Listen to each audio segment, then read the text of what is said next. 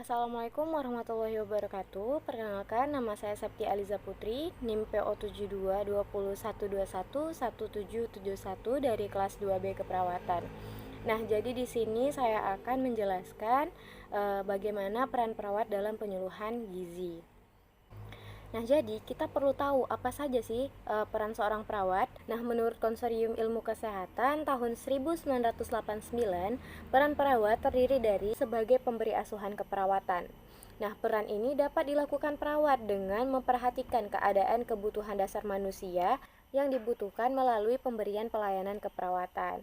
Yang kedua yaitu sebagai advokat klien. Peran ini dilakukan perawat dalam membantu klien dan keluarga dalam menginterpretasikan berbagai informasi dari pemberi pelayanan, khususnya dalam pengambilan persetujuan atas tindakan keperawatan.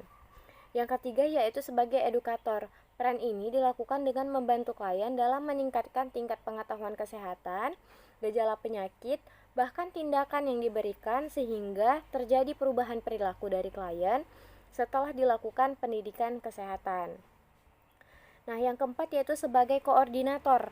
Peran ini dilaksanakan dengan mengarahkan, merencanakan, serta mengorganisasi pelayanan kesehatan dari tim kesehatan.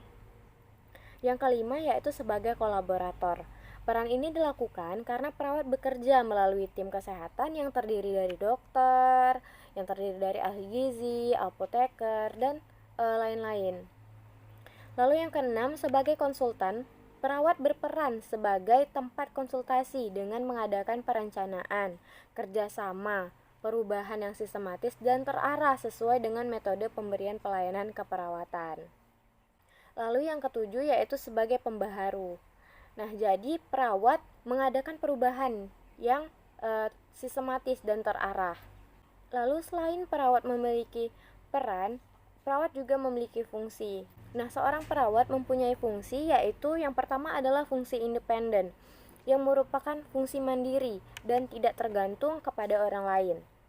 Lalu yang kedua adalah fungsi dependen. Fungsi ini yaitu dalam melaksanakan tugasnya atau kegiatannya, ini terdiri dari pesan atau instruksi dari perawat lain. Yang ketiga yaitu fungsi interdependen. Nah, fungsi ini dilakukan dalam kelompok tim yang bersifat saling ketergantungan.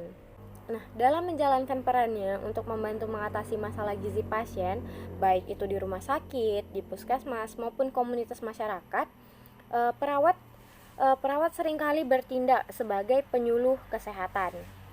Nah, apa sih penyuluhan kesehatan itu? Nah, penyuluhan kesehatan adalah kegiatan pendidikan yang dilakukan dengan cara menyebarkan pesan, menanamkan keyakinan, sehingga masyarakat yang tidak sadar menjadi sadar, tahu, mengerti, dan juga mau serta bisa melakukan suatu anjuran. Nah, tentunya penyuluhan gizi ini memiliki tujuan. Tujuan dari penyuluhan gizi adalah untuk membentuk sikap positif terhadap gizi, menambah pengetahuan tentang gizi, menimbulkan motivasi untuk mengetahui lebih lanjut tentang hal-hal yang berkaitan dengan gizi, lalu agar terjadinya perubahan perilaku yang lebih baik pastinya. Nah, dalam penyuluhan gizi kita memerlukan media. Menurut Noto Atmojo, media penyuluhan didasarkan cara produksinya dapat dikelompokkan menjadi 3. Nah, yang pertama yaitu media cetak. Media cetak ini terdiri dari buklet, leaflet, selebaran, flip chart, rubik atau tulisan pada surat kabar, poster, foto yang berisi informasi. Poster dan foto yang berisi informasi.